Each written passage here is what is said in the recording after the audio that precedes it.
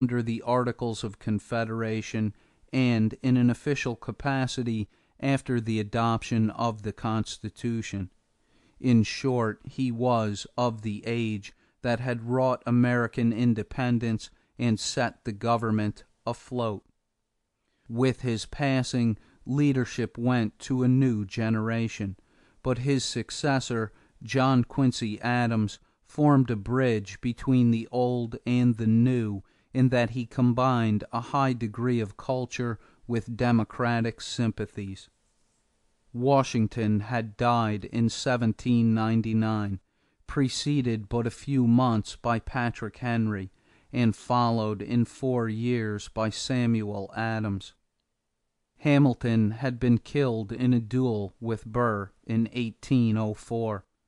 Thomas Jefferson and John Adams were yet alive in 1824, but they were soon to pass from the scene, reconciled at last, full of years and honors. Madison was in dignified retirement, destined to live long enough to protest against the doctrine of nullification proclaimed by South Carolina before death carried him away at the ripe old age of 85. The election of John Quincy Adams, 1824. The campaign of 1824 marked the end of the "era of good feeling," inaugurated by the collapse of the Federalist Party after the election of 1816. There were 4 leading candidates: John Quincy Adams, Andrew Jackson, Henry Clay, and W.H. Crawford. The result of the election was a division of the electoral votes into 4 parts, and no one received a majority. Under the Constitution, therefore, the selection of president passed to the House of Representatives. Clay, who stood at the bottom of the poll, threw his weight to Adams and assured his triumph, much to the chagrin of Jackson's friends. They thought, with a certain justification, that inasmuch as the hero of New Orleans had received the largest electoral vote, the House was morally bound to accept the popular judgment and make him president. Jackson shook hands cordially with Adams on the day of the inauguration, but never forgave him for being elected.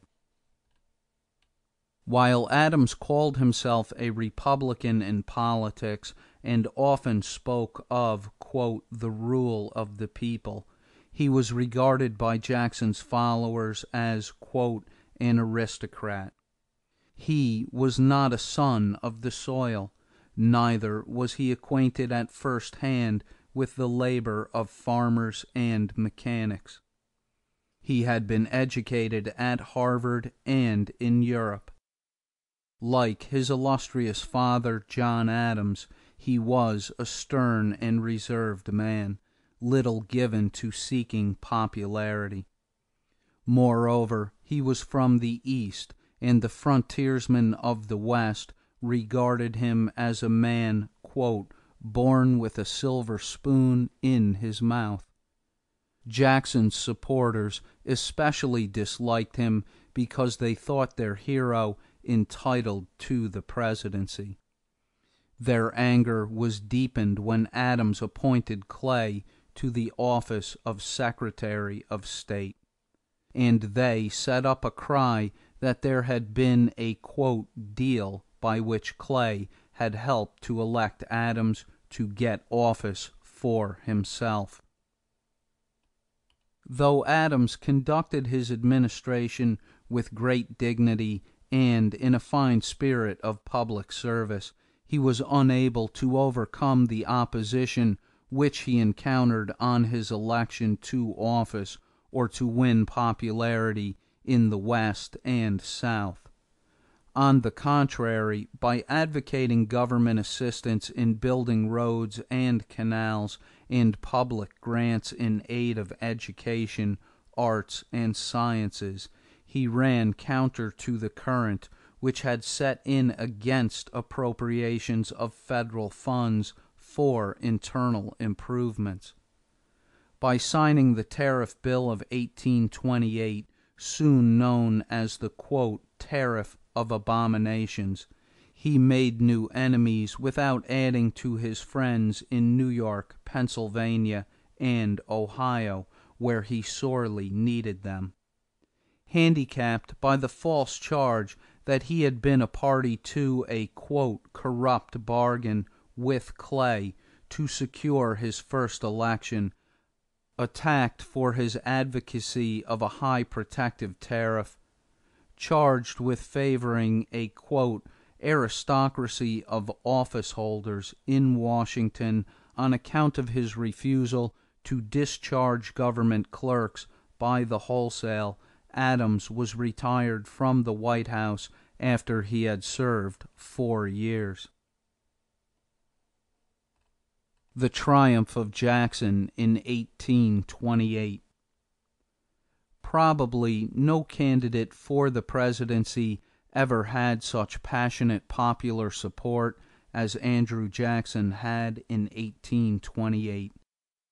He was truly a man of the people.